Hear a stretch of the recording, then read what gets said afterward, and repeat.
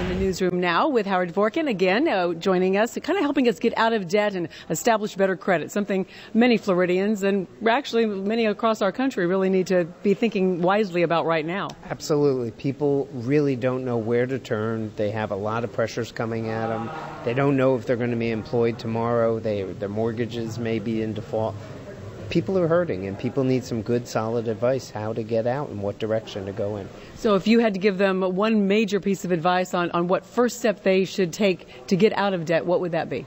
The first step is be honest with yourself. You have to assess your situation honestly. Most people don't want to admit they possibly could fail, but you have to be honest. The second thing is make sure you're getting advice from trusted people.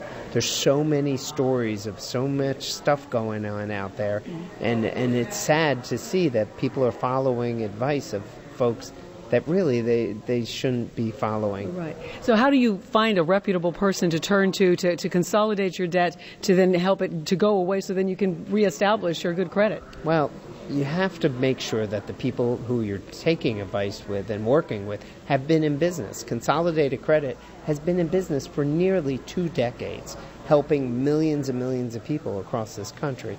But essentially go to the Better Business Bureau, make sure that you're dealing with a reputable firm.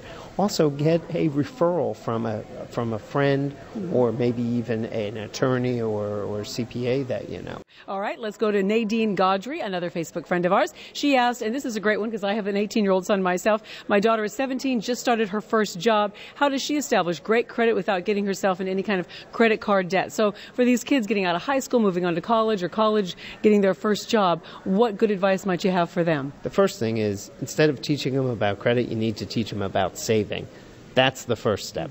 If once they have established the savings account, go through and start to take a credit card with a small balance, maybe a department store card, but don't carry a balance. I know people say carry a balance, but it's not good because you can get caught on the treadmill and it's going to really come back to bite you. Just go to a department store, get a credit card, try a secured card.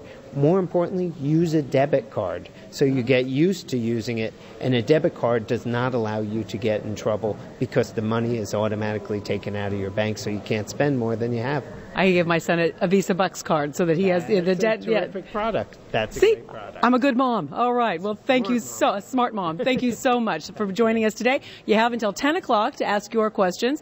Howard Dvorkin's going to sit here at his computer and work his magic with his fingers here and get all of your questions answered. So if you are in debt right now, worried about debt, go to justnews.com and find out how you can get out of debt and not be the victim of any kind of fraud. JC? All right, Christy, thank you so much. Well,